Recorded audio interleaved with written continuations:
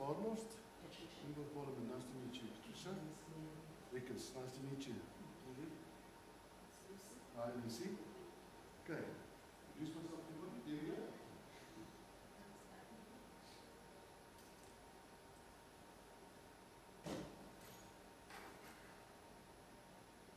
How did you know me?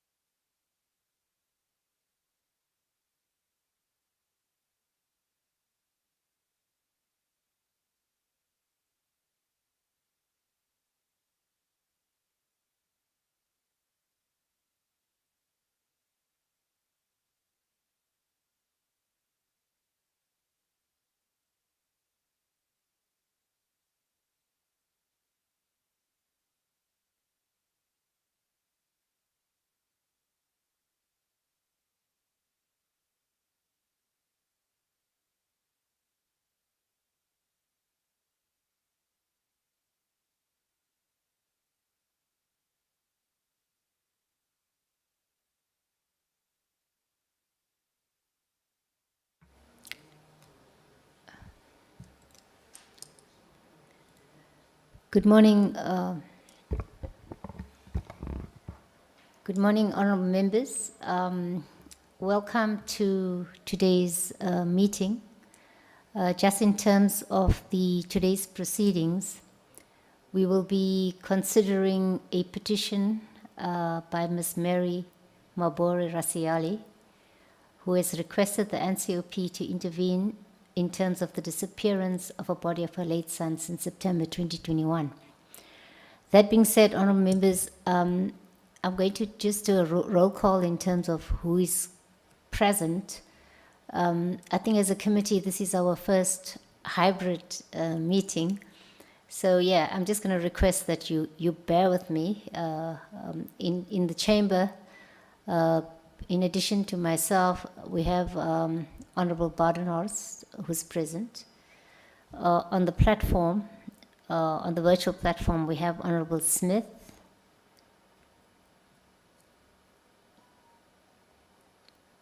Honorable Maleka, Honorable Dudovu,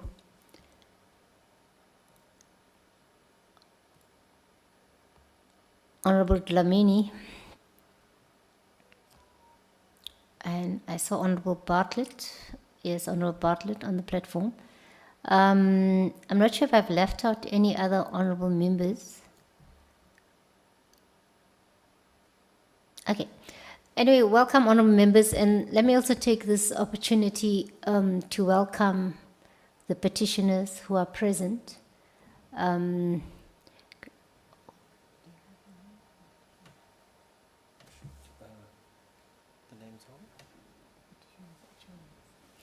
Okay, I'm also going to allow the petitioners to introduce themselves in a moment.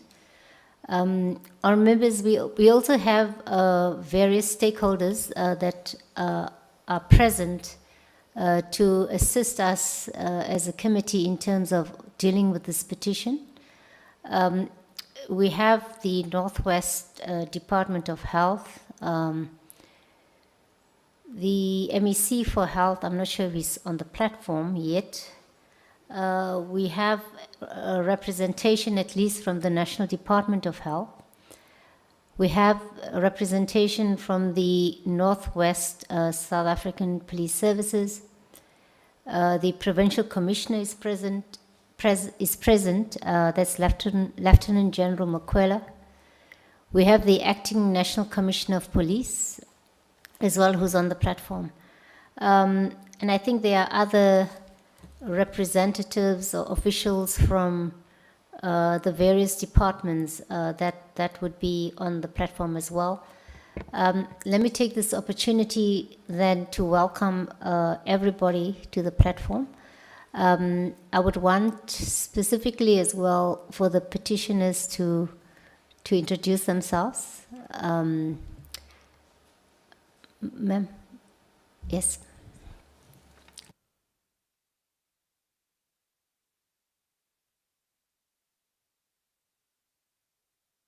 Sorry, ma'am, you just have to press that button to turn on the mic. Yeah. Okay, hello everyone. My name is Patricia Rakhekula. I'm Khunzi's elder sister. Dumelang ba botlhe, ke Mama Ms Mary Raseale. Good afternoon. I am Khunzi's mother. Okay, once again, welcome to the petitioners. Our members, perhaps just a background which you probably are familiar with, but just to indicate that the petition that we received by, one second.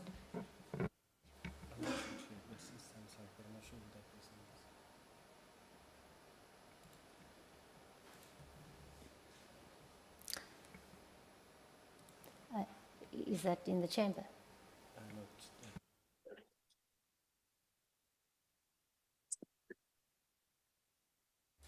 Okay, sorry, honourable members. I think these are just some of the challenges with the virtual platform.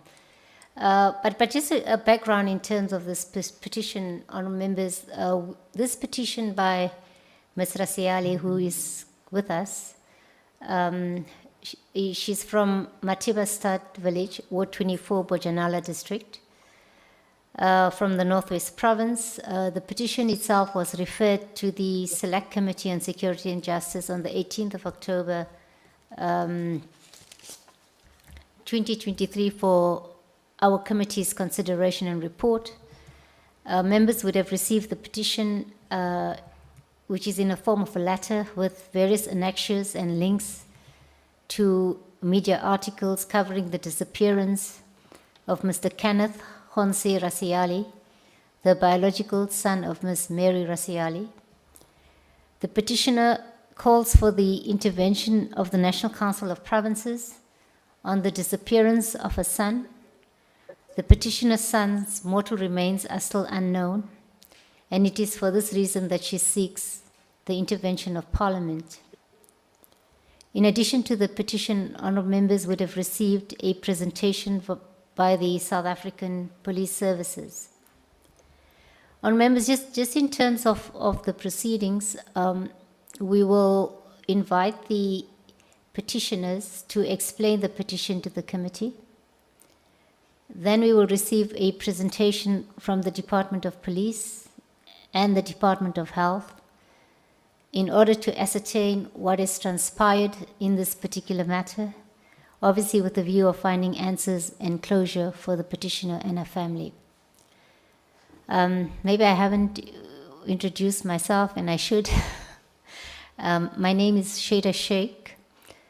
I'm the chairperson of the Select Committee on Security and Justice, and I'll also introduce my colleague who did introduce himself, that is Honorable Badenhorst. He's a member of the committee. There are other members of the committee whose names I read before we started this meeting, who are on the virtual platform. Okay, and I think as members interact and engage in this process, I hope that you'll get to see them as well. Even myself, Chair. Oh, okay, Honorable Motsamai, yes, Honorable Motsamai is on the platform as well. Once again, welcome Honorable members who have joined us later, but where we are in the process, we're going to invite the petitioner to, I'm not sure who's going to make the presentation, just to explain to us the petition to the committee.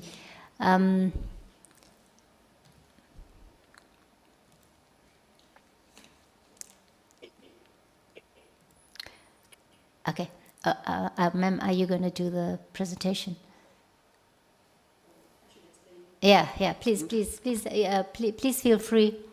You're welcome to speak Any in other English, language, any yes. other language. Okay. Hopefully we'll find each other in terms of interpretation or anything like that.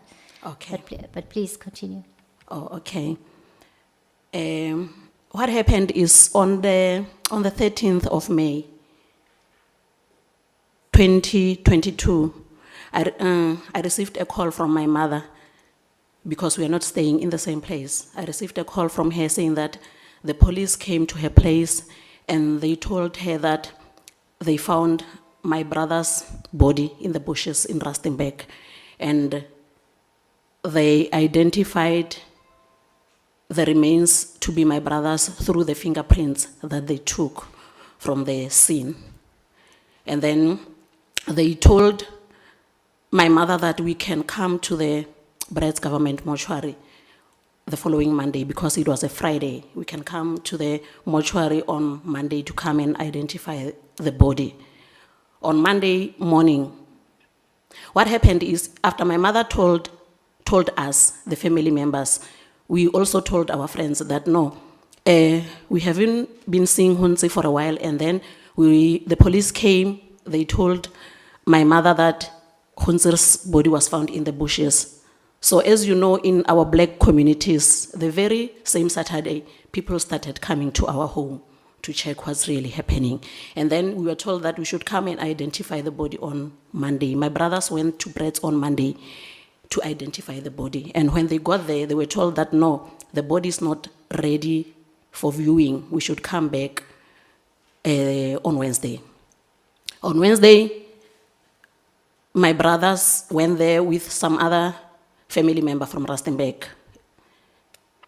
system again. When they went there, they were told that no, the person who is responsible for the bodies is not around.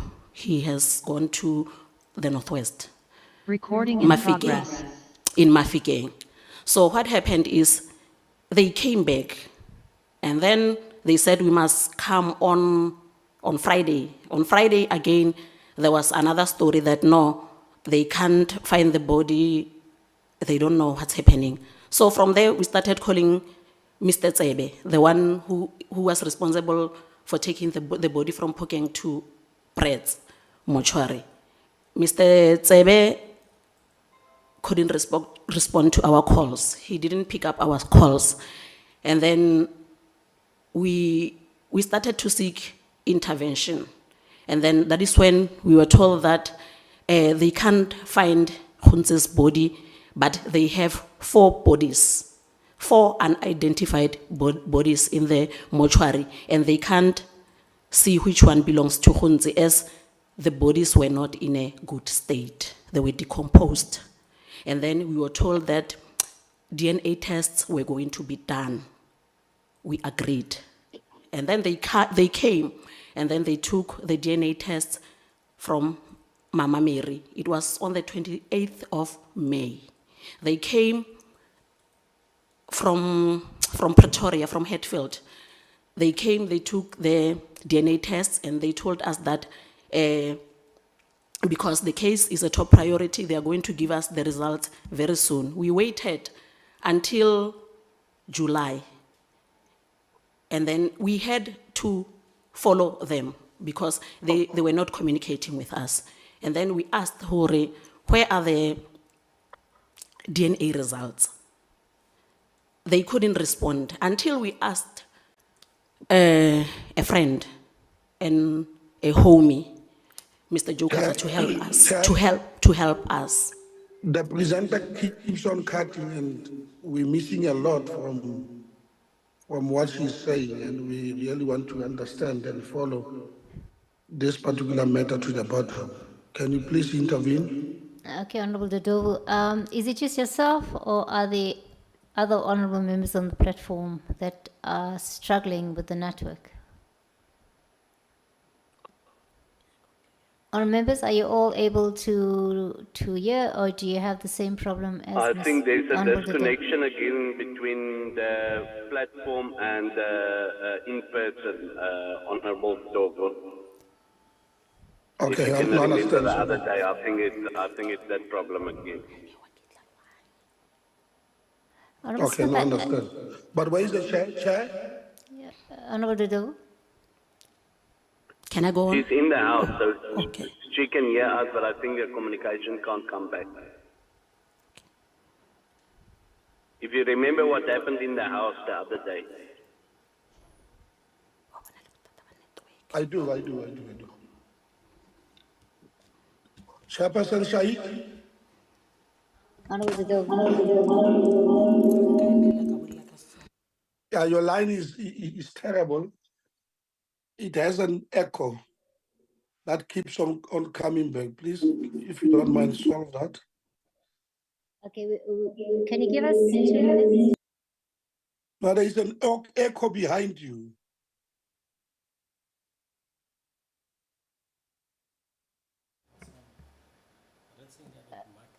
Can you hear us now? Yes.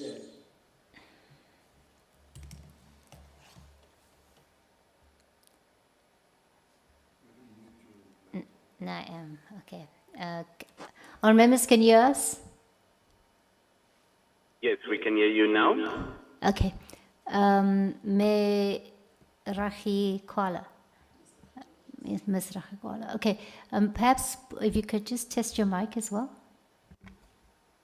Testing. Honorable members, was that audible?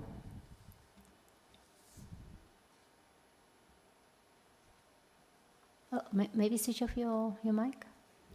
Myself? Yes. Okay. Honorable members, was that audible? Yes, that was audible. Yes, Chair. Please continue.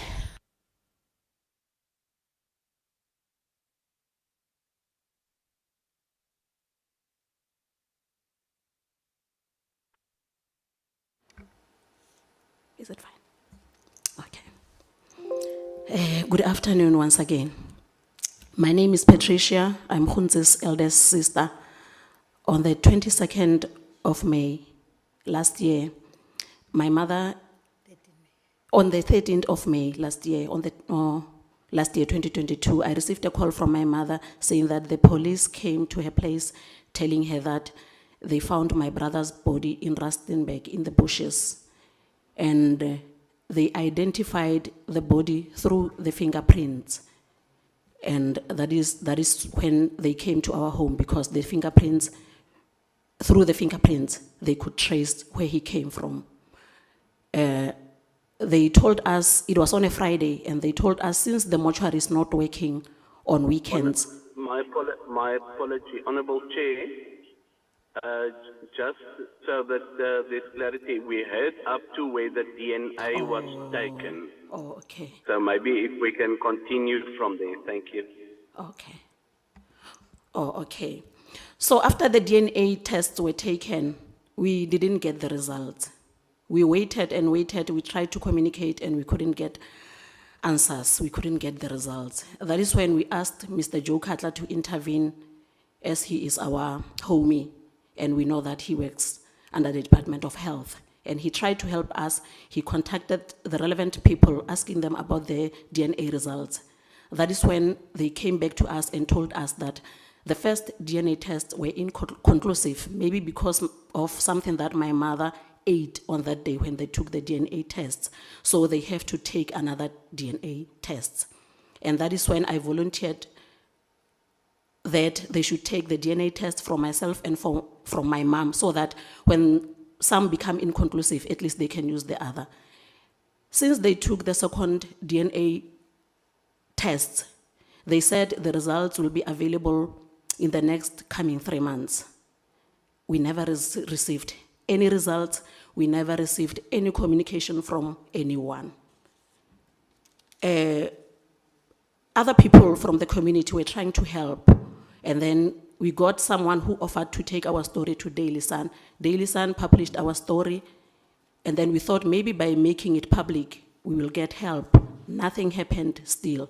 And then someone offered again to take the story to the SABC. It was announced throughout the radio stations that the Raseale family have the body of Ms Raseale is missing. And the family is trying by all means to get the body, but they can't because no one was prepared to help us. It was announced through the radios first, but still nothing happened. And then the SABC TV, they came, they interviewed us, myself and my mother. They interviewed us, we told them about the story. It was aired on SABC2 News. After that, we saw only on TV the people from the department talking that they were going to exhume the bodies, they were going to check which body is ours, but to us, nobody ever came to us. We only saw that on TV that there was a problem at Pokeng, that is why they took the body to Breads. So from there, we never heard anything from anyone. Until I contacted Mr. Cutler again, where do we go from here? Because we are not getting any help. And then that is when we decided to write a petition and then seeking for intervention that what should we do when things are like this? Because they identified the body, but when they were supposed to give us the body is missing and they are not communicating with us. They started communicating again 2 weeks ago. I think that is when they got correspondence from you guys after you sent even to us. That is when they started to correspond with us. The police came from Potchefstroom and Rustenburg, and even the pathologists, the one from Brits, they came with the police that other Monday, 2 weeks ago. But other than that, since last year, no one was communicating with us. I don't know if my mother wants to say something, if you can give her a chance. Okay. Good afternoon. Ka di 13 tsa May, On the 13th of May, go tlile Captain Motswadi Captain Motswadi arrived and Moagi in Moagi. ba mpolella gore go ntse ba mo kreile a tlhokofetse a ihengile. They told me that they found the remains of Khonzi. It seemed he hanged himself. Ha ba fetsa go mpolelela gore Khonzi o ipolaile, ba mpolelela gore ba ile ba tseya di-fingerprint. After telling me that they discovered the body, they told me that they took the fingerprints. And then they ba leadela ko 297 Mochitleng, Machile Stad. And through the fingerprints, they were able to determine where his address, home address is. And ba mpolelela gore ebile ne ntse a na le case a lwelele ngwanyana wa gae ka di 19, so ne ntse a na le case e leng gore o na le yona. And then they informed me that he had a pending case of assaulting his girlfriend. And then bona ba mpolelela gore ba mo kry-ile ka di 21 tsa September. Then they informed me that they discovered his body on the 21st after he had committed suicide. Ba mpolelela gore ke mang wa ka tlang a tlo bona setopo se ka re o na le abuti ya gae ko Rustenburg. Then they asked me who amongst us can come and identify the body. And I told them that he has a brother in Rustenburg. Ka thoma go bolelela abuti ya gae Free ke gore o se ke wa tima phone, maphodisa a batla go tlo gore o tlo bona setopo sa Khonzi. And then I informed the brother not to switch off his phone so that the police will be able to access him so that they can then go and identify the body of his brother. Abuti ya gae a tla gae. Ga fitla gae a mpolelela gore mabane re tla tsamaya Monday gore ro bona setopo sa Khonzi. Then his brother arrived home and told me that Mom will go on Monday to go and identify the body. Ba ile ba tsamaya ka nnete ba fitla ko mortuary wa Brits. Ile ge ba boleletse gore o na le ko a ba mpoletse gore o na le ko mortuary wa ko Phokeng. Mortuary wa Phokeng wa senyega. Then they informed, indeed they went to the mortuary, but then it seems that the body was moved to Brits. to the Brits mortuary because the mortuary in Phokeng was no longer working. Then ge ba fetsa go ya ko ba bona ba tloga ba ya ko Brits, ba fitla ba lebella ditopo. Now, upon their arrival at the Brits mortuary, they viewed a few bodies. Ba kry ile gore ba kry setopo se ba kry ile gore beke ye leng ya Khonzi ya abuti ya gae itseng o e kry motho kwa setopo seo a ba bolela gore ke o.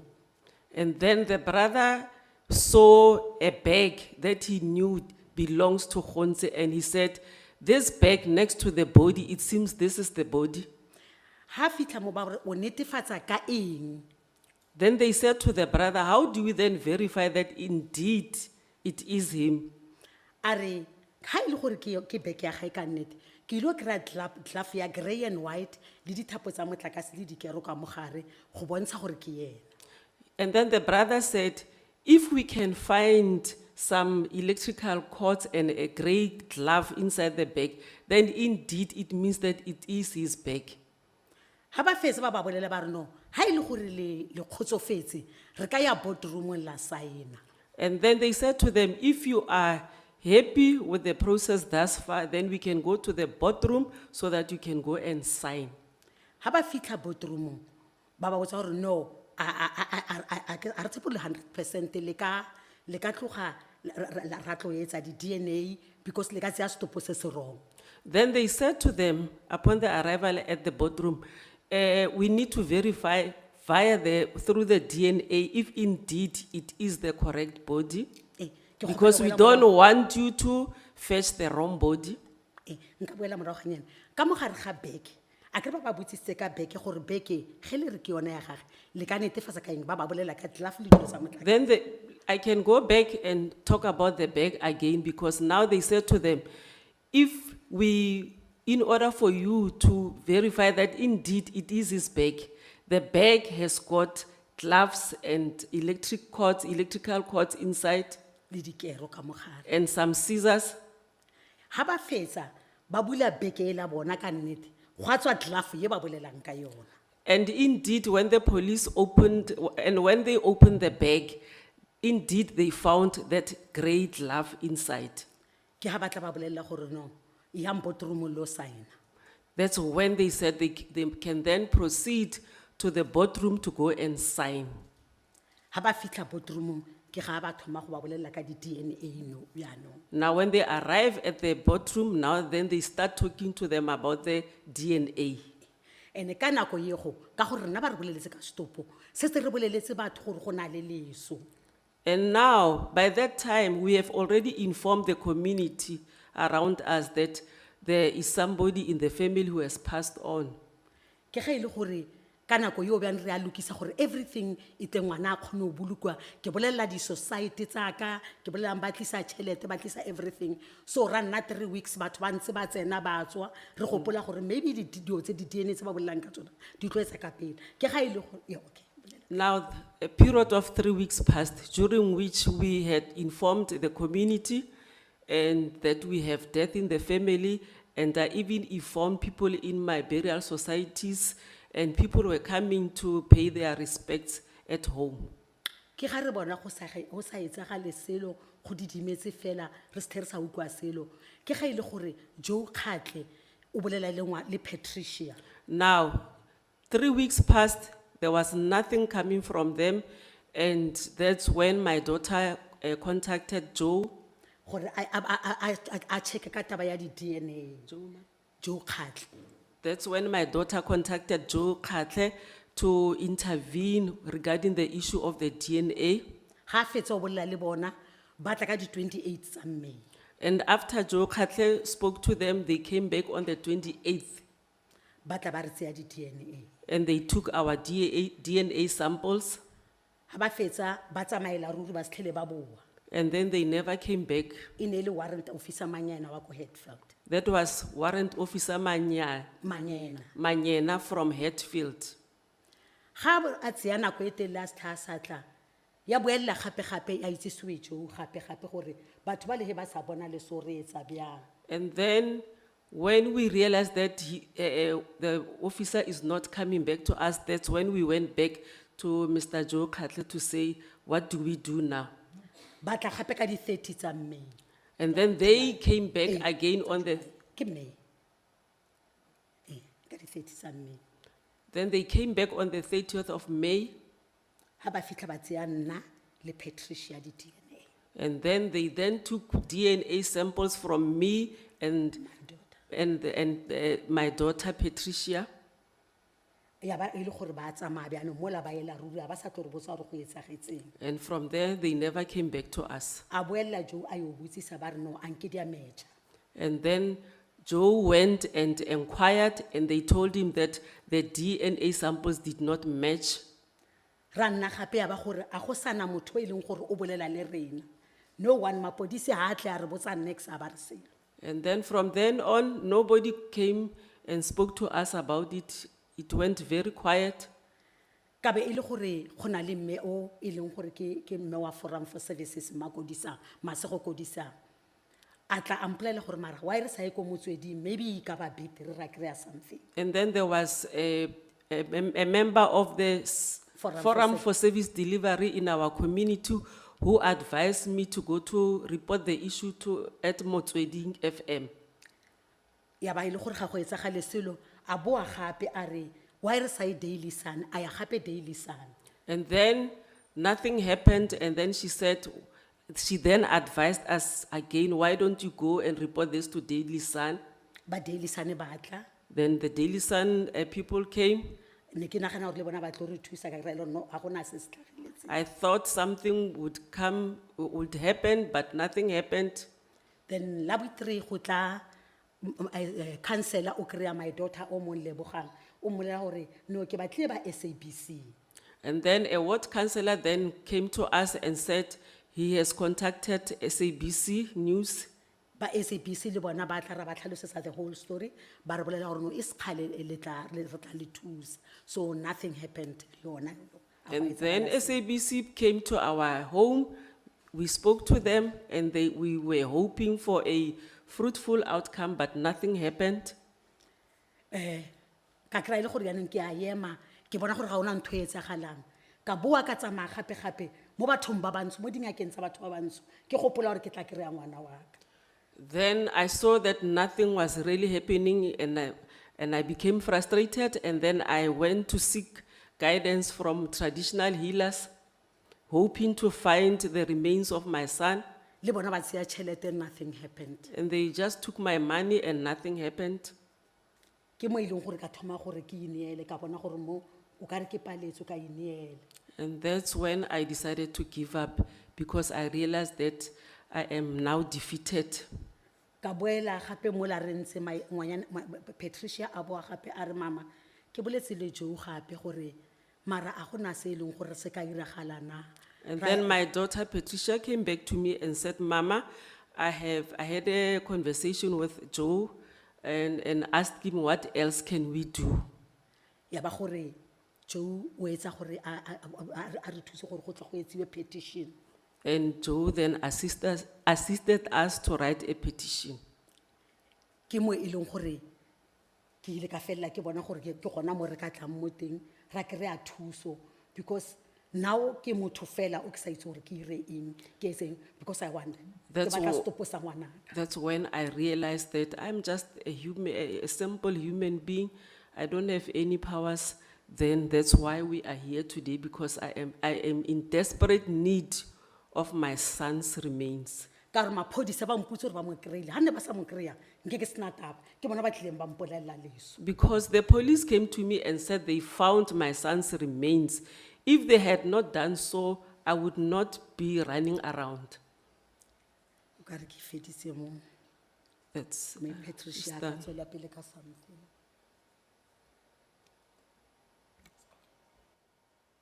Okay, thank you very much, Mama Raseale and Ms. Patricia, for the presentation. Honourable members, this presentation is in addition to the written petition that we've seen. Thank you very much. Honourable members will then get a presentation from the Department of Police. Members would have received the presentation, but I'm going to request, I think it's the Provincial Commissioner who will then take us through that presentation. Over to yourself, Provincial Commissioner. Thank you, Honorable Chairperson, honorable members in the House, the Acting National Commissioner, Lieutenant General Musikili, all the family members of the deceased, and all the other people, also colleagues in the platform. Honorable Chairperson, I'm briefly going through the presentation. I must indicate that we've got load shedding here in Potchefstroom Northwest. I'm using a phone. From time to time, I was also losing the mother and the sister of the deceased. But I will just be brief so that I try to cover all the facts. In terms of the presentation, the table of contents will comprise of the background, the steps taken following the receipt of the petition. Without wasting time, I'll move directly to the background.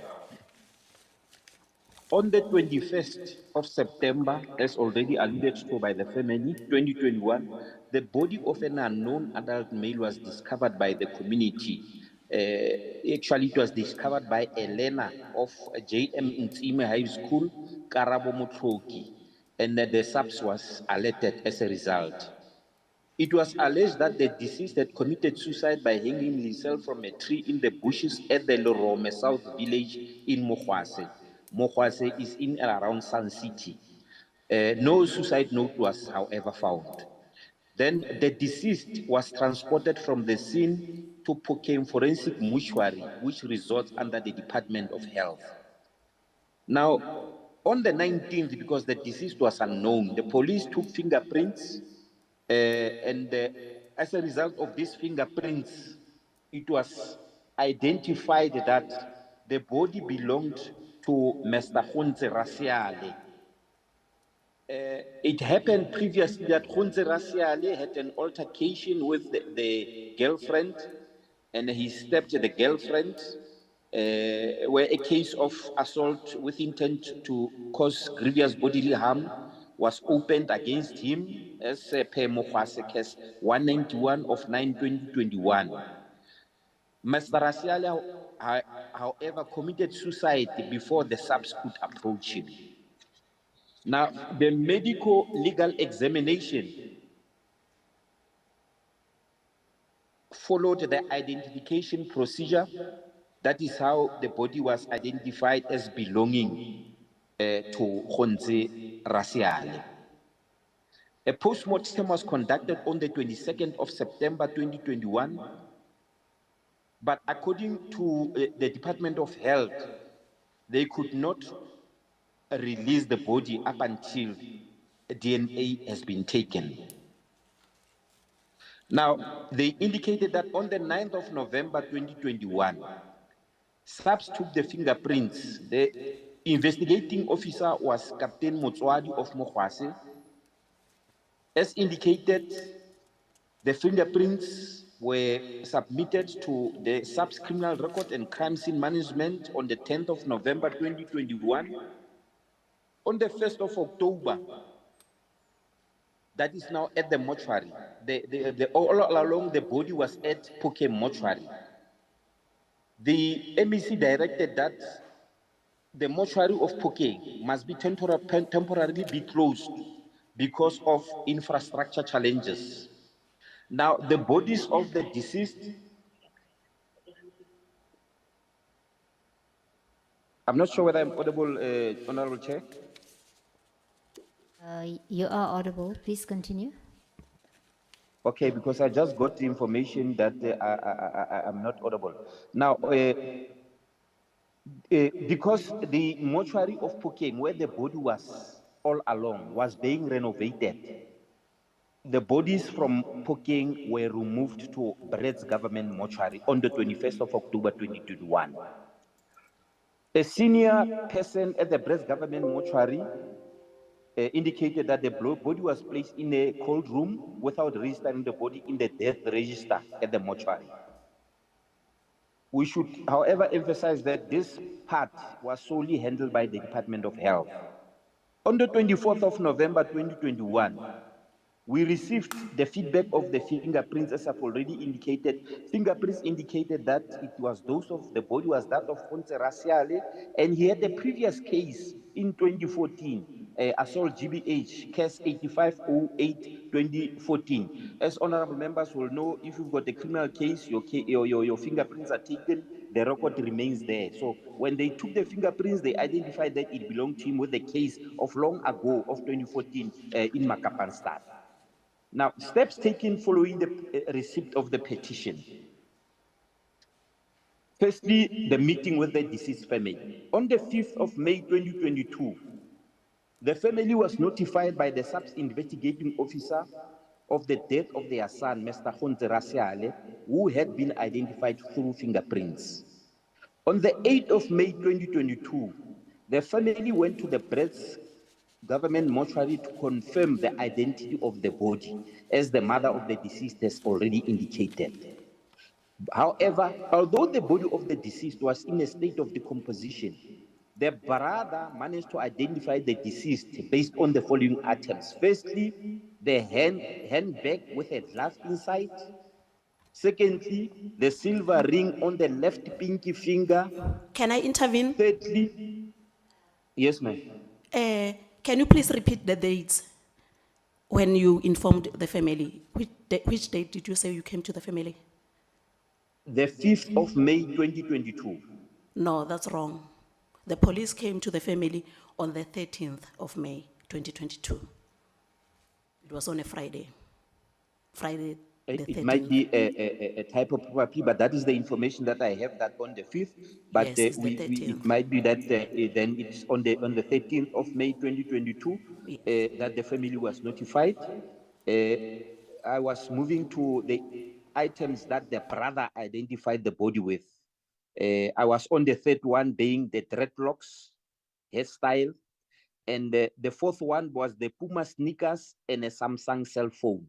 These are features that the brother identified the body as the body of Ms Raseale. Now, the body was not released as the district pathologist wanted the DNA to be taken. The Department of Health members visited the family and took the DNA sample from the deceased mother, brother, and sister. The DNA taken from the family were received, but the results were negative, as the mother has already indicated. On the 13th of November 2023, a meeting between SAPS and the Department of Health Forensic Pathologists took place at the Brits mortuary. A decision was taken that a reburial or exhumation should be conducted on bodies that were buried as paupers during the time frame identified by the Forensic Pathology Services. SAPS, as well as Department of Health, informed the family, that is the mother and the sister of the deceased. The Department of Health also informed the family of the possibility that another DNA test could be done after exhumation, to which they all agreed as they sought closure.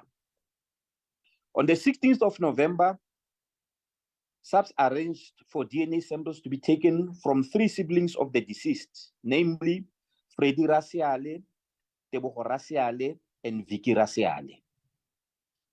The mother's fingerprints were already, DNA was already in the database and was not taken as a result.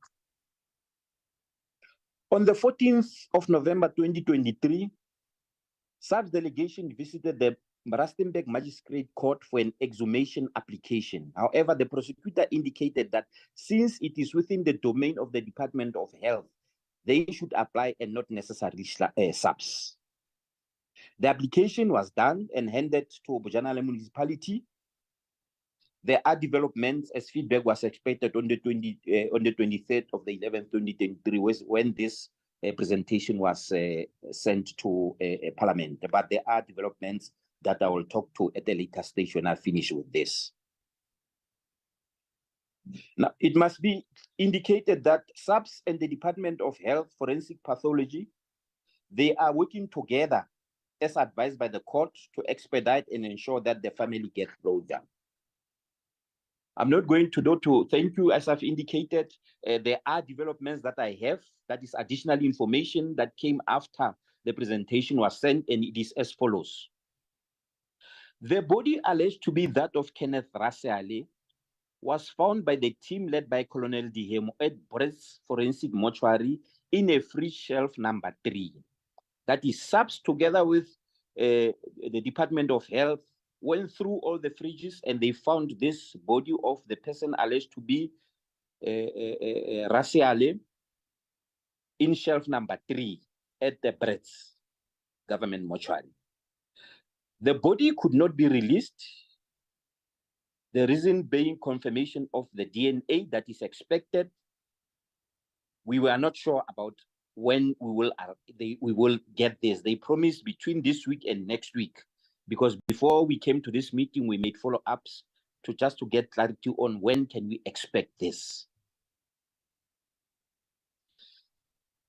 On the 29th of November,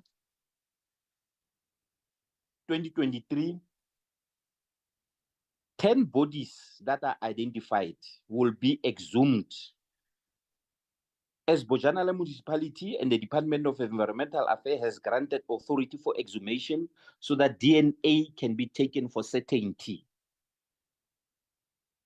But as I'm indicating, Honorable Chair, I've been informed that the body that we all have been looking for has been found. However, the Department of Health is also on the platform and they can shed more light into the matter. Thank you. That is the presentation from the Province Northwest South African Police Service Chairperson.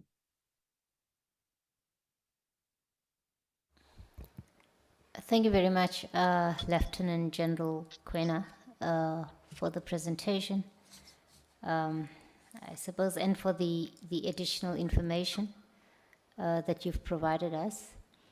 I'm going to take this opportunity to welcome the MEC for Health, MEC Sambata. When we started this meeting, I did not find you on the platform, but let me take this opportunity to welcome yourself. Our members, at this point, we'll then get a presentation from the Northwest Department of Health on the matter at hand. Let me then hand over to yourself, MEC, to take us through. Thank you very much, Honorable Chair and Honorable Members and everybody, including SAPS management. The presentation is going to be done, but let me give you two things that are common with this matter. And if it's not policy that has to be changed, something must be done. And why I'm saying that, I have just intervened on a case of 20 years ago where Mr. Makinye, though the wife said the clothes are that of my husband, because of non-conclusiveness of the DNA test, the husband was buried as a pauper.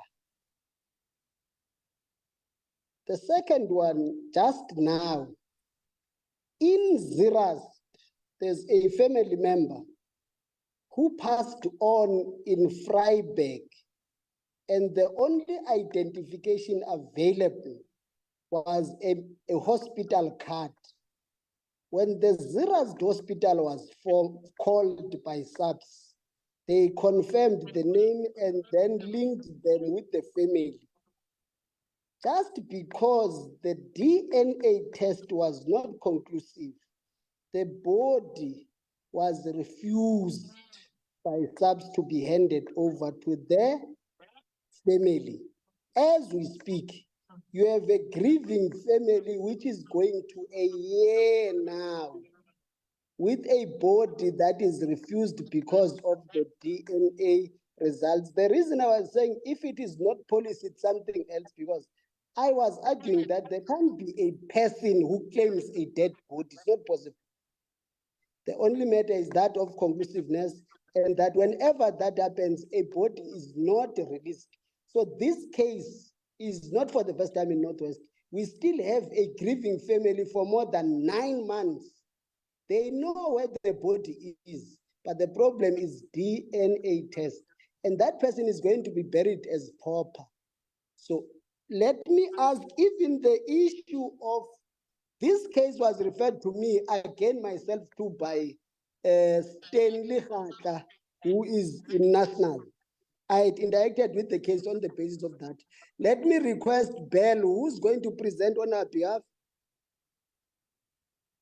Bell. Thank you, MEC. Can you hear me? Yes, you can. Please continue.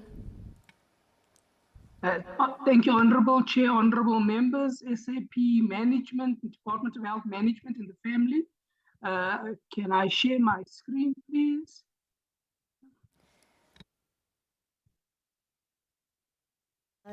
Yes, you may. Can you see my screen? Yes, we can.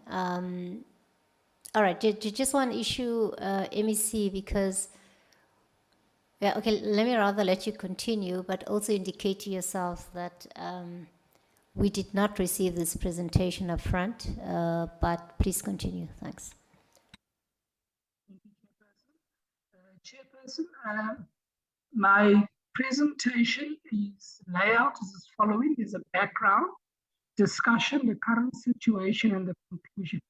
You will excuse me, Chairperson, because lots of the information that was shared by the family and by the SAP, I am just going to concur with, which is on the background is exactly the same as what the SAP said. So I will not repeat it. Also in the discussion, the family is absolutely correct. They identify the body by means of non-biological means, which is not DNA, but as the mother rightfully said, by other items such as the bag and what was in the bag.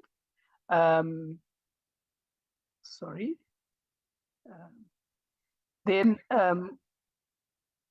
we asked for DNA, and as the family rightfully said, there were 2 incidents where DNA were taken, and we could not release the body due to, as the family rightfully said, our senior pathologist was unhappy and needed a strong DNA evidence before the body could be released. Also, to concur with what the SAPS said, the family also tried to get an affidavit from Mokwasi police station so that the body could be released to them, and that was not given to them, and we could not match the DNA sample with the family. If we go to the current situation, it's exactly as the SAP has stated. So it is the fact that the body is at the Brits mortuary as SAP has indicated. And as the SAP also indicated, and the family, there was follow-up meetings with the family. As the mother of Mr. Raseale said, it was on the 13th of November where our SAPS team and health team met with the family. It was then agreed that the family would assist with the re-identification, and an affidavit would then be written by the SAPS to release the body. Otherwise, as stated by the SAP, there would be exhumation of 10 of the 34 bodies buried in 2021, and the SAP has stated that that was going to be done on the 29th of this month. And the team did visit the family and explain to them the procedures. In conclusion, it has been stated by the SAPS that we have the necessary documentation by the municipality to exhume the bodies, but I did not have the current information that was just provided by the SAPS that the body, we have identified the body in the mortuary, and we are going to then just match the DNA, and that will be 2 weeks, and then the matter will be concluded. Thank you.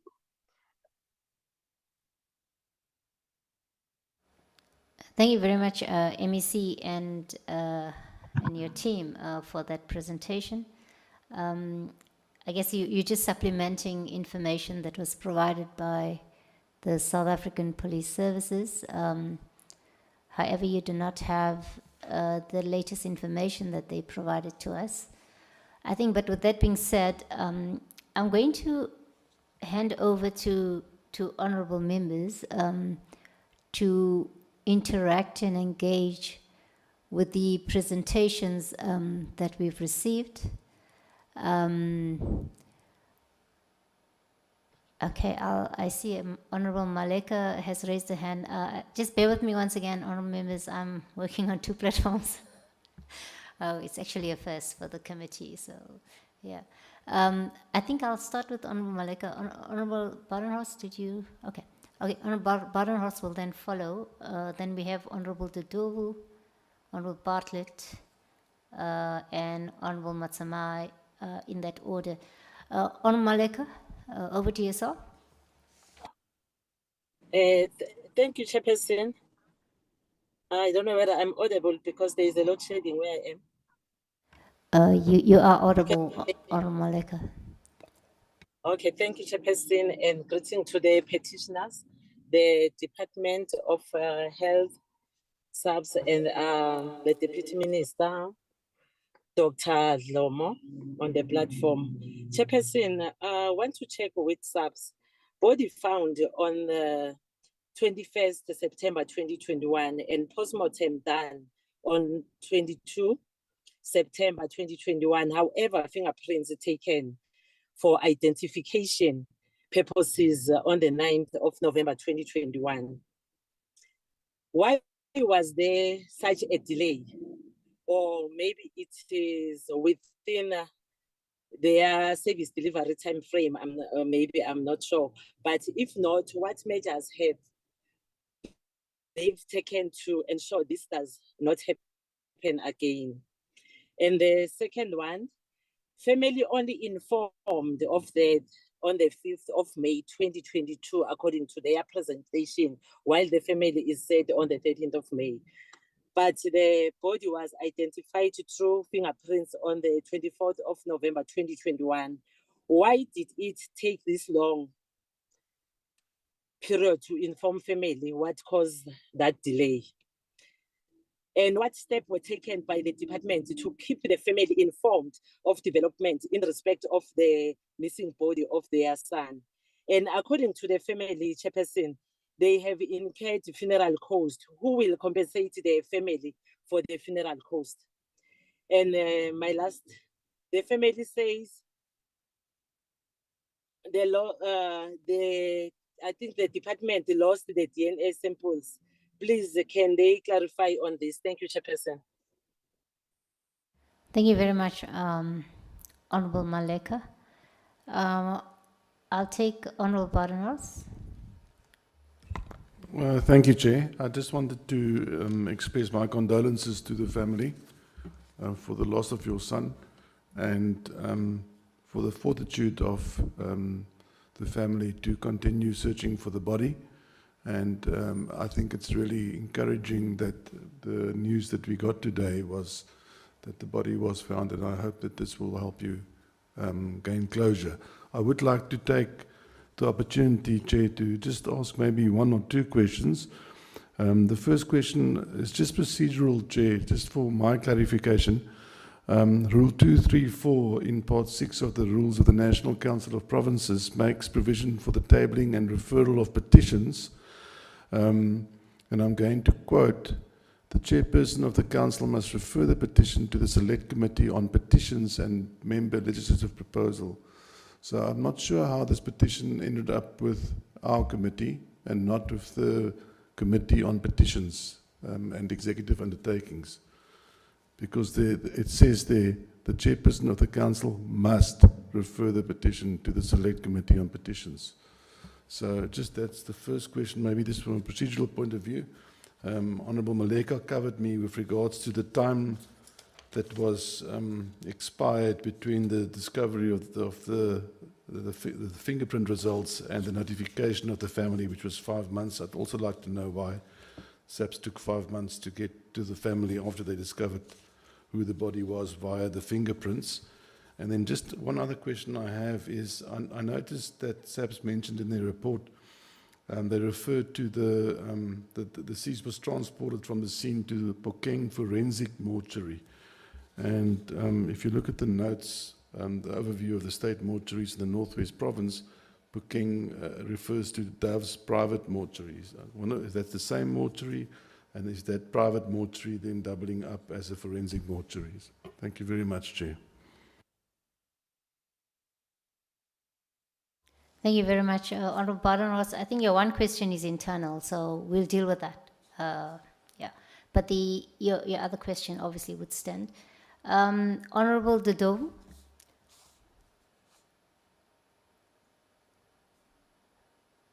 Honorable Dodo.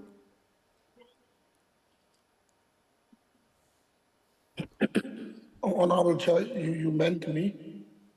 Yes, please continue, Honorable Dodo. Yes. Firstly, Chair, the network where I am is horrible. I've been battling a lot to follow all the presentations and the discussions in this platform this afternoon, and you will bear with me. Secondly, Chair, I want to join Honorable Badenhorst to express our condolences to the family. This is a very, very painful matter.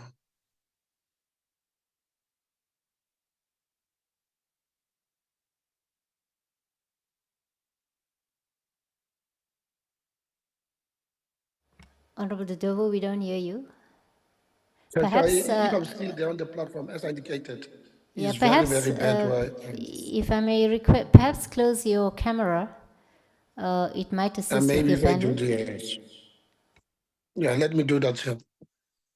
I was saying that, thirdly, I want to thank the family for bringing this matter to the attention of Parliament. And as Parliament, we must not fail the family in terms of getting to the bottom of this and making sure that everything that is not correct, it is indeed corrected. Now, Chair, I'm going to request you to make a follow-up question or engage with this discussion after I've clarified some matters that I think are very much important to me. And I'm going to pose these particular matters and ask questions. And if answers are not going to come, I would want to come back again and deal with this particular matter. To both SAPS and the Department of Health, I want them to share with us, to share with this committee, what do they think is wrong with their systems? What do they think that they failed this family with in terms of dealing with this issue? I'm not going to repeat the timelines and the dates in which a sequence of events was presented to us. Here, there is a problem here. There is a big problem in terms of how this matter was handled. And I want to hear from them first. What in their respective view they think that they have done and it is wrong to this family. Based on this track record that they have painted more than 2 years now since this particular matter was brought to their attention, what is it that they think is wrong? It has happened within their system, and what is it that they think that they should have done better in terms of helping this particular family that is in a disparate situation? Based on that question and the responses, Honorable Chair, I would really want to come back. Thank you very much. Thank you very much, Honorable Dodovu. Honorable Bartlett. Thank you very much, Honorable Chairperson. Honorable Chairperson, I was covered by the two speakers, Comrade Baleka and Comrade Dodovu. But Chair, I first also want to say, tell our deepest sympathy to the bereaved family for this unfortunate process. And sorry for not showing my face. Chair, I think the only thing, although the police and the presenters informed us about the deceased, what happened and what problems there were, if they can just leave that, because in the past and the deceased is not there anymore, if they can, the only important thing is now to help this family starting from today, because, and give them a time frame, because the family must find closure. It can't be that they are sending from pillar to post. It's almost December, after 2 days, and they will still settle this process. I think the family just looking for the remains as an emotional process for them and for the mother, and the only thing that they can do, starting from today, emphasize to make sure it assists the family. If they can't give us a time frame, Chair, then we as a committee must give them a time frame, because I think 2 weeks will also be too long since they are struggling. And also to say thank you to the family for trusting us and bringing this very important matter. As it can't be easy for a mother to look for the remains of a son. And now when she went to the police station, she must now hear what did he do and about the problems that was caused. That is not important to us now. The important thing now is to help them, to assist them starting from today. And within a week, no, a week will be too long, within 2 or 3 days, if possible, they must update us also. The family must update us. We do have a chairperson here. They can update us what is happening from there. Please, Chair. I think the only thing the other speakers already covered me. Thank you very much, Chairperson. Thank you very much, Honorable Bartlett. Honorable Motsamai. Thank you, Chairperson. Chairperson, kutlwa bohloko hampe ha ke utlwa taba e tshwana le. E utlwisa bohloko, maponesa a ba etse gore batho ba rona ba ba trust. A ba nke mofu, ba bolelle family hore mofu o kae. Hore family kgone e boloke mofu ngwana wa bona. I mean, we can't wait for DNA test. Batho bana ba tla ka dintho tsohle tse feletseng. Like na myself, I'm still waiting for DNA test of case of last year. So bana motho ha hlokafetse ba gana ka ene ba sa ntse gore o kae go sena anything e ba thusang family ka yone. I mean ke bothata man. A ba bolelle batho ba na gore ngwana bone o kae ba kgone go mo nka bo mmoloka. I thank you, Chair. And thank you, Honorable Matsumai. Were you able to get that entire question? Okay, all right. We'll just get a summarized interpretation of Honorable Matsumai's question. Ma'am? Yeah, Honorable Mutamai is pleading that the family be assisted because the process has been very prolonged, and he's even citing his own case of a prolonged identification of a body, so he knows the pain. So he's really pleading that the family be assisted so that at the end they can have closure. Thank you, Chairperson. Thank you very much. Okay, Honorable Smith. It's Honorable Smith, Honorable Honorable Smith, yes, Shaikh. sorry. First time I got it wrong. Thank you very much. Firstly, my sincere condolences to the family. This is a very, very painful situation. And it's something I cannot even imagine going through such a devastating process. Chair, I think it is, firstly, I need to state this, that I think it is totally unacceptable what happened. Secondly, it is a disgrace, and it is actually a state where we should apologize to this family for what happened to them. And, if I was in that space, I would actually go for litigation and claim for damages in terms of emotional and so forth. So this is really not acceptable, and this should be taken further, and people who are responsible must be kept accountable. I am absolutely ashamed of this government that this type of situation happened in the first place. And it seems like it is a tendency. So we really need to attend to this. And as said, if we need to move further to amend legislation, put in regulations in place, then we need to do that, because we cannot sit and allow this type of situation where a body disappears and then miraculously appears just before it comes to Parliament. And we should really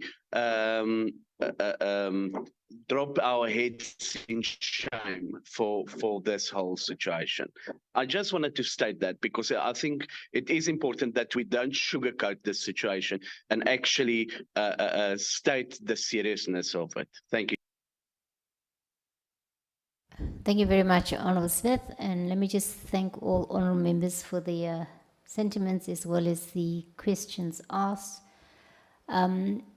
I think the points that members make are quite important, but I think it's also important for us to get an understanding in terms of what was wrong within this entire process.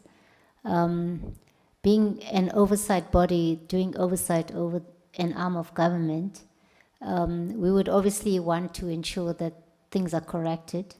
And as members have indicated, including the MEC, if there's a need for amendments to regulations and or legislation, or if legislation needs to be put in place, then that is something that as government needs to be looked at, whether it is at the level of the executive or at the level of Parliament, the legislative arm of the state. I'm just going to ask as well a few clarity questions to the departments. Just in terms of, and I want clarity because it's actually also based on the presentations that we received. The issue with regard to the DNA samples that were taken from family members in May 2022, and where the results were negative. what is indicated in your presentation is that the results came back negative, which means that the samples taken should have been used to check with all other 10 deceased persons who were unknown at that stage and not only to a specific body. Maybe just clarify that matter for us. I mean, even though the latest information we're getting from yourself is that, and I'm also unclear on that as well, is that while the body has now been identified and found somewhere, whether that body was part of the 10 deceased persons. But furthermore, you talk about exhumation, and I think this is where I'm also lost, because I'm not sure what is being exhumed as well. Obviously, we're waiting for that response from the municipality, which I'm not sure now with the new information whether that kind of information is still relevant. But I think clarify for us in terms of what is actually going on. The other question I want to ask is with regard to the temporary closure of the Pukang Forensic Mortuary and the transfer of the deceased to Brits Government Mortuary. And once again, in your presentation, it is said that it is alleged by the senior person at the Brits Government Mortuary that the body was placed in a cold room without registering the body in the death register at the mortuary. Now, I think this too, you need to clarify it for us further. I think it's important for us to also know who was responsible and also what has been done, especially in terms of consequence management in this specific instance, to ensure that such an issue doesn't happen again. I think the other question,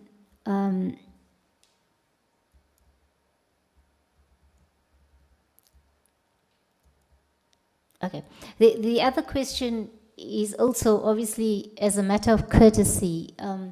While an autopsy was done and obviously a cause of death was identified, but in terms of that courtesy to inform the family members indeed what the cause of death was, I'm not sure if that was actually done in this instance. Also, I think clearly it would appear that from the 13th of November 2023, there seems to be progress on this matter. And I think this is the issue that I was raising earlier with regard to the Bojanala municipality, the feedback issue. Obviously, that time frame has also moved. We've moved beyond it, but let alone that, I guess you've brought additional information to the committee. My final question would then be, based on the new information and that the body has been identified, what is the process now? When will the family actually receive the remains of the deceased? If those, perhaps those questions could then be responded to from all members of the committee. I think perhaps we'll start with the Department of Health to respond. Thereafter, I'll ask then the Provincial Commissioner of Police as well, then to respond to these questions. Over to yourself, MEC. I'm going to hand over to yourself, and you'll guide us in terms of how the responses will be made. MEC.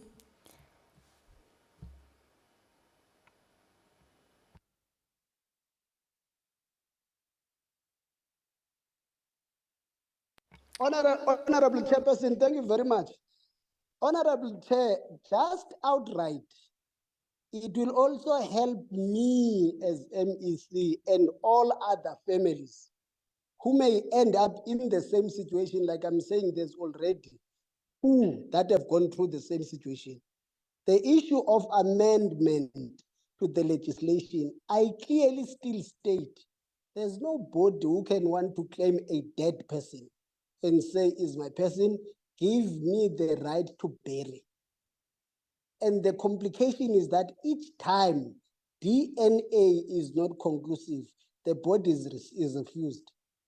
Mr. Bell, who's the director of EMS and pathology services in the Department of Health, who was saying 14 days, he does not tell you that even if we were to perform that tomorrow, and the results, like honorable members are saying, must be fast-tracked, if they say not conclusive, SAPS is going to refuse to release the body to the family. The last issue that I think that I agree with you, I'll act on that one and give yourself a report.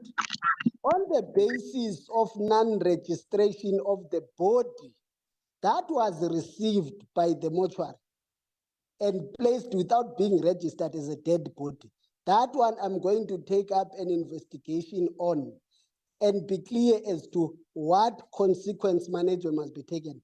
There, on the side of health, we will do everything and decide.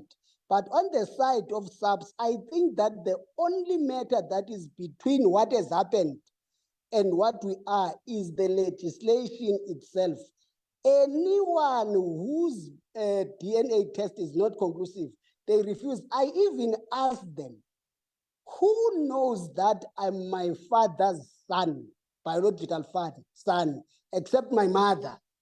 Because if you want to do that thing, your DNA test, you must deal with realities. So that's the component that I think honorable members must help us as a province. It may help relieve the pressure to families, even ourselves.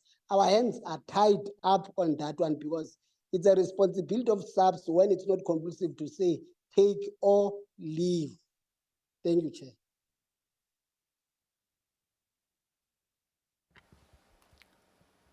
MEC, is that all the responses from the side of the Department of Health from Northwest?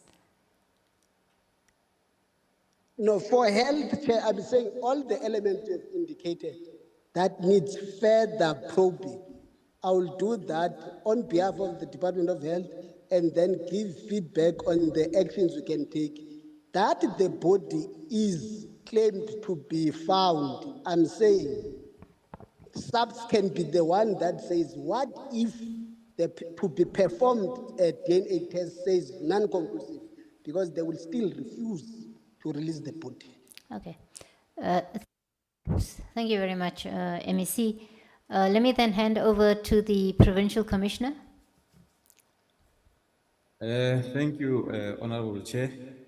I think from SAPS also having showing empathy to the family of the deceased. However, I must highlight the fact that, Honorable Chair, honorable members, there are two departments here insofar as this whole issue is concerned. However, this is not the time to apportion blame to any of the two departments or one showing blame to the other, but this is the time to look for solutions for the family so that they can get closure insofar as their son is concerned.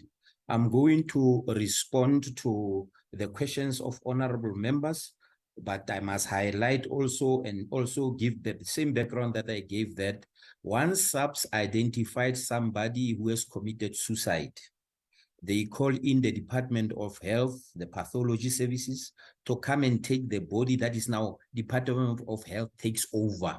From there, whatever happens in the next event and the mortuary body identification in the main, it's not in the hands of SAPS, but in the hands of the Department of Health. However, when it comes to DNA, that is where now SAPS gets involved in identification of the body and the fingerprints.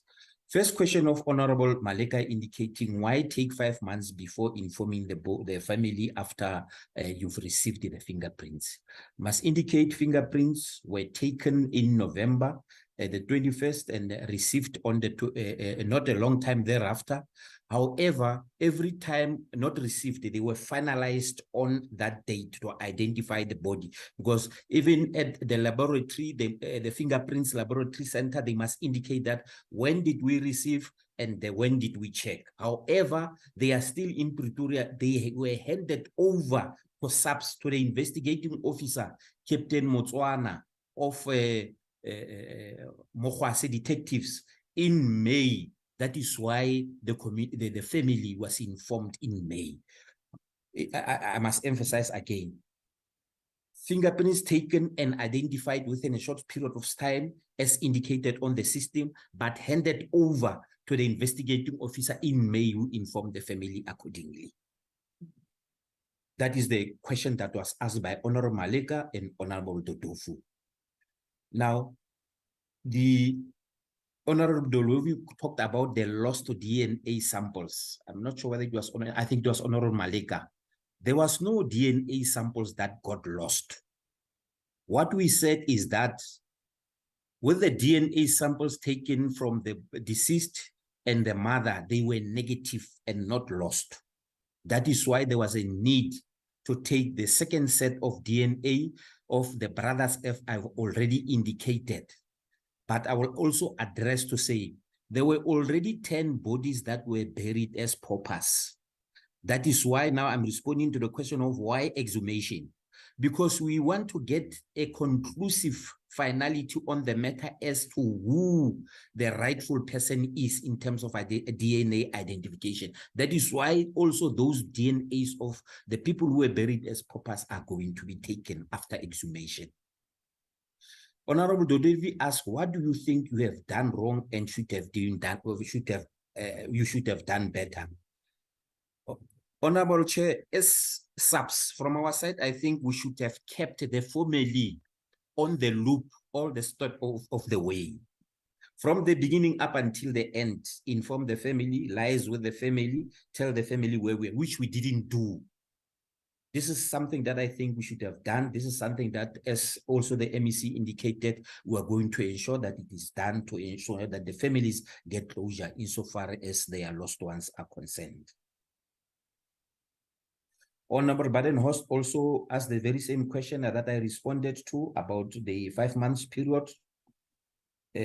Honorable Motsamai in Setswana indicated that we can't wait for the DNA, the police, you must just give the family the body.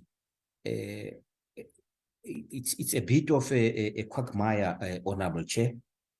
We don't just go to the mortuary and say, this is the body that we identify, give it to the family to bury. As Honorable Chair knows, even through the media, there are a lot of issues regarding the deceased when it comes to people who have to bury, who've got the right to bury and so on. There are protocols that you also follow. As the Provincial Commissioner, I cannot give instructions to the Department of Health to release the body before there's conclusive evidence that the body has been identified as to who is actually the body belonging to. Honorable Smith made a comment about suing. Actually, it was not a question. It was just a comment to indicate that he would have followed the legal way. Then the chairperson asked the question, DNA result were negative, clarify. Why take only DNA of one person? Honorable Chair, firstly, there was no dispute with regard to whose body this was whose.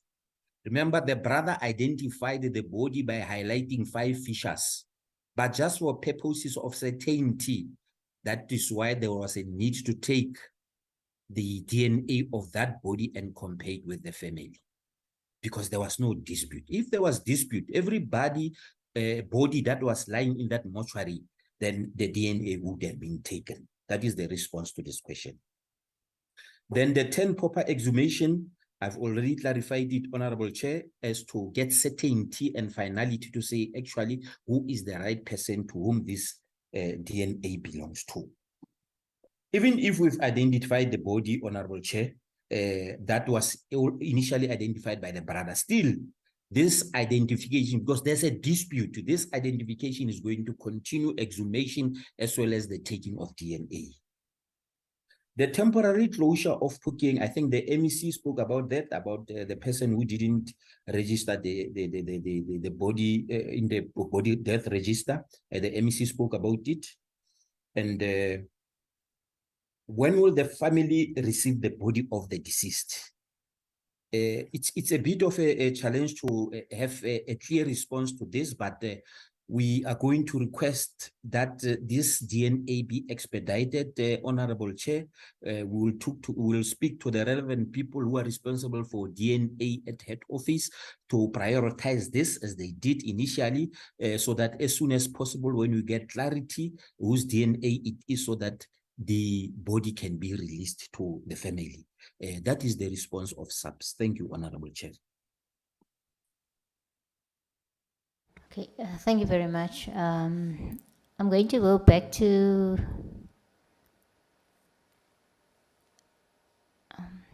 okay. I don't know, Provincial Commissioner, from your side, if there are other members that have anything else to add. Well, usually, Honorable Chair, oh, there's the acting national commissioner, probably would like to add. Okay, all right. Oh, acting national commissioner, all right. Okay, maybe let me take the acting national commissioner first. Thank you very much, Chairperson, and good afternoon to yourself and good afternoon to the family as well as the committee, my colleagues, all protocol observed. I think you indicated as well of the MEC, my apology, MEC, good afternoon to yourself as well. Chairperson, you indicated on your closing remarks or your last statement that we also need to indicate what will we do from here, and how are we going to rectify the current status quo. First and foremost, I want to apologize to the family as well to the South Africans for this unprecedented processes that we have undertaken. I think the provincial commissioner have already accepted the blame insofar as the information that was supposed to be shared with the family as the procedure. I think it is our procedure when we are investigating, Chair, that from time to time, at least once a month, we need to give progress reports to the families, and I am hopeful that we really going to do something about it, as the provincial commissioner has already indicated that there will be a follow-up and investigation will be done to correct this and ensure that it does not recur. It will not happen again going forward. I think I raised, Chairperson, that in our midst, we did not inform the Chairperson of who is in the meeting from subside, but we do have the divisional commissioner responsible for forensics and detectives in the platform, and not necessarily for her to talk, but Chairperson, I think she is taking note, and I will follow up with the department or with the division, that we make sure that the follow-up is done. As General Gwena was saying, we will talk to head office. Head office is in the meeting, and we are going to ensure that this DNA results are fast-tracked from now on, and the results shall be made available the soonest. Because of the time lapse on us being responsible, if we are responsible for this, I will commit the Chairperson that will take 7 days if these results will be made available, following other processes and procedures that needs to be taken, and the availability of the resources, which I believe we do have. We will have to make this case a priority as from this moment and will avail those results. But in conclusion, that where we will be found wanting as a department, a chairperson, we will follow up and make sure that those that are responsible, there is a consequence management that is going to be taken against the transgressors.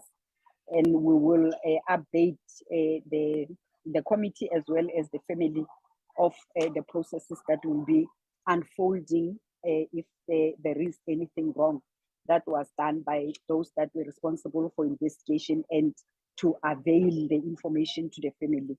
It has been long. I think I have engaged the team chairperson, and we spoke about this thing, and I think we will make sure that we do not have a similar incident happening again, especially of this nature. Thank you, Chair. Thank you very much, Acting National Commissioner. I see the hand of Dr. Dlomo. I don't want to assume, but is that you, Deputy Minister of Health?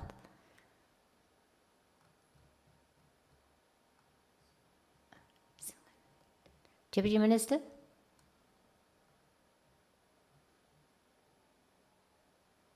Dr. Dlomo?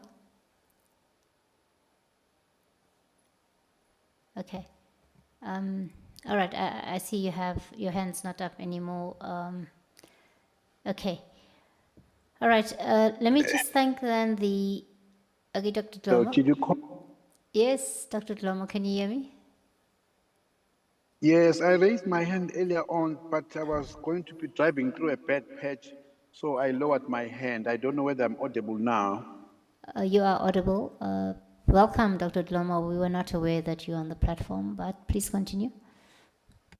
Thank you very much, Honorable Chair, and good afternoon to all the honorable members of the Select Committee.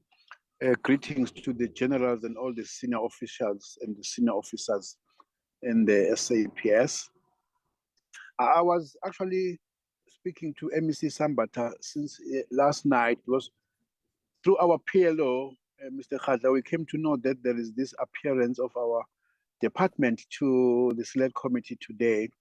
So I thought I will join, but let me probably, in some of the issues raised by Honorable Dodove and Bidenhorst, to say we may not be able to conclusively respond to some of your queries, but just to say, as a National Department of Health, we give guidance on policies, and listening to the presentations, both for the family and from us and SAPS, there are areas where we may need to strengthen it. I want to start by saying, besides being a deputy minister, I'm trained in forensic pathology services. Just yesterday, I was doing postmortems in the province where I live, and this is something that I do as part of my parliamentary constituency work on Mondays. And there are certain policies and guidelines that you need to follow. Firstly, this service was actually with the SAPS long time ago.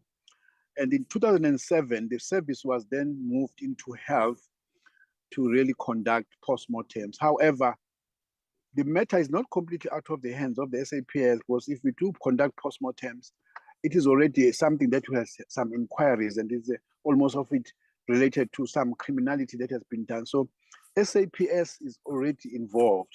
So we always work collaboratively with the process, with the police on this matter until completion. We answer and do what we can, hand over to the investigating officer to take forward. So there is some tightening that maybe we probably need to do.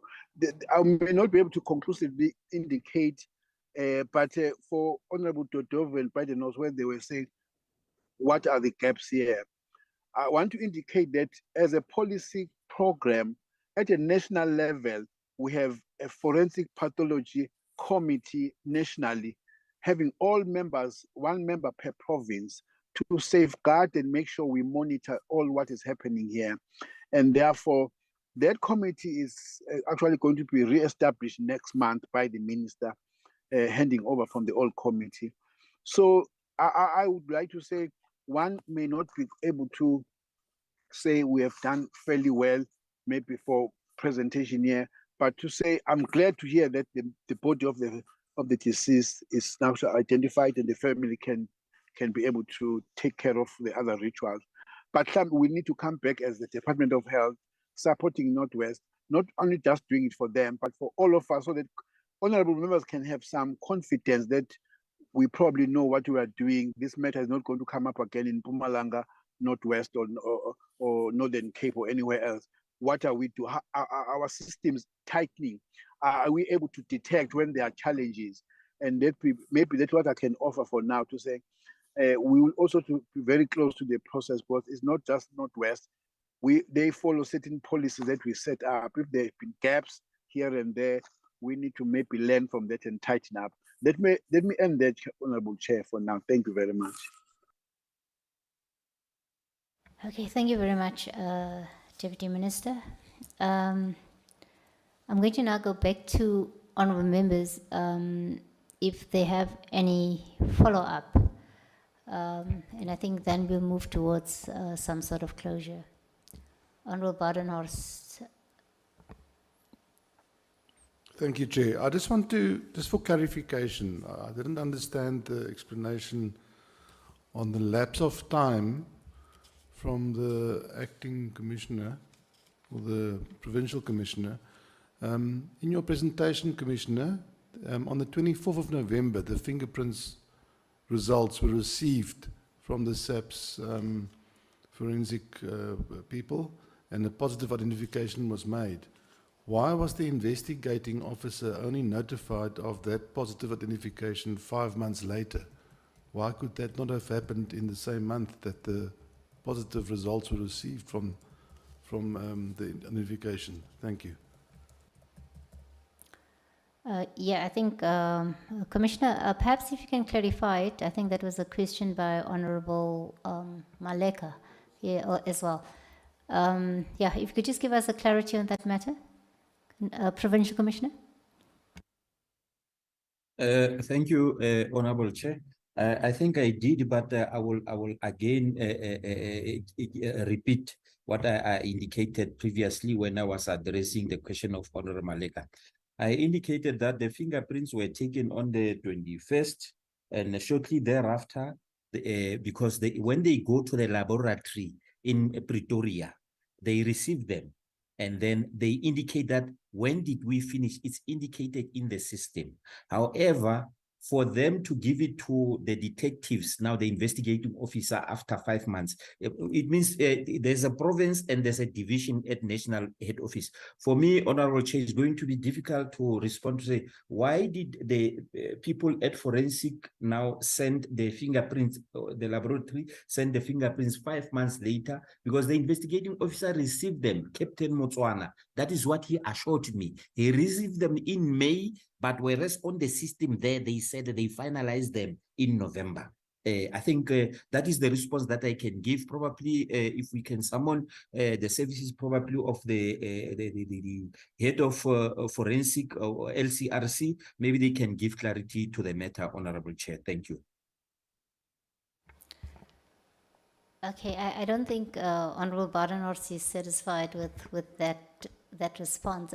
If I can be clear, you're saying that this matter falls under the Department of Health? No, Honorable Chair. There's a province, and there are provinces, 9 provinces, and then there are divisions at head offices that are specializing. Fingerprints are taken at province, then they are taken to divisions at head office that are going through the processes of identification. So it's not the Department of Health, it's still within the SAPS, but it's the division of... It's a national division, doesn't fall within the province. Okay. That's right. Okay, so I think the acting national commissioner is noting this as well. Yeah, I'll leave it at that. That it's been noted by the acting national commissioner. I think with that being said, honourable members, I don't see any other hand being raised. But I think we should actually look at this case in a manner that there are very important lessons that as government we can learn through this case. However, Mama Raseale and Ms. I forget your name, Patricia, Ms. Patricia. Let me thank you very much for bringing this petition to our attention. Let me also once again also reiterate the sentiments of most members, or I would imagine the committee as a whole, let me put it that way, in terms of our humblest condolences to yourselves. And I think as you've listened to honorable members, you will also note that there has been quite some unhappiness in terms of how this matter was dealt with, let alone how the family was treated in this matter.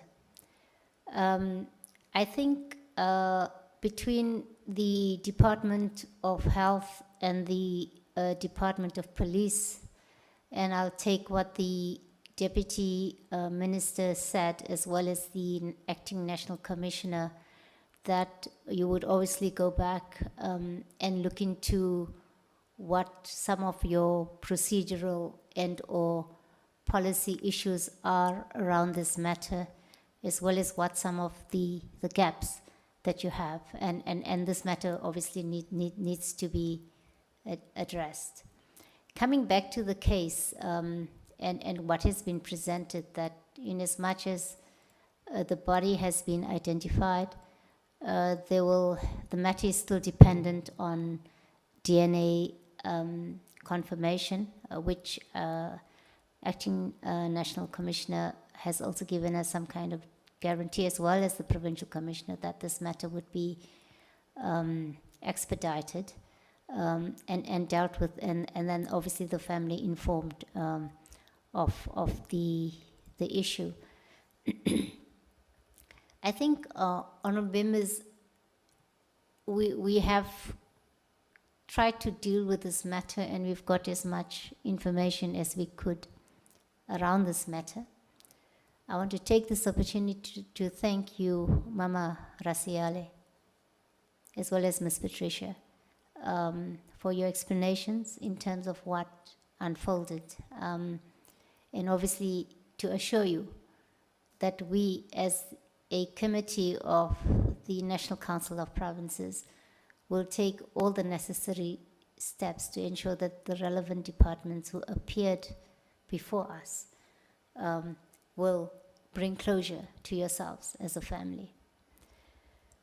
I want to also state then to both the Department of Health as well as the Department of Police that we would give you at least 14 days to deal with this matter in terms of working towards ensuring that the family gets closure. I think within that, at the end of those 14 days, we as the Select Committee on Security and Justice would expect a report from yourselves that must be submitted to us. But I want to thank you as well for your presentations, and we also trust that this matter will be speedily resolved. I think in matters that are such as this, there's also a big lesson that the two departments need to work together and communicate effectively to resolve a situation such as this one as speedily as possible. But obviously when you look at your processes, there needs to be some kind of clear and proper intervention, especially in terms of how you communicate to our communities on matters that actually affect those communities. As a committee, while we're expecting feedback, as a committee, we will develop a report with our own recommendations, which will also be tabled in the NCOP. And this would be done with or without the the follow-up information that we would get. But we expect that information within 14 days. Obviously, we would then look at that information and review it accordingly. But I think it's important, and I think you've all, as the relevant departments, stressed the importance of finalizing this matter and giving the family closure. And indeed, it's important that we all have dignity, even in death, and that the family is afforded proper communication, compensation, and closure. And we hope that this process will bring the family the closure that they need. Thank you very much once again, Mama Raseale and Ms. Let me also then thank all honorable members, as well as the various departments for the various inputs that we received. Thank you very much, and this meeting is closed. Thank you, Chair. Thank you, Chair. Thank you, Chair, and I will go there to them for funeral. Thank you, Chair.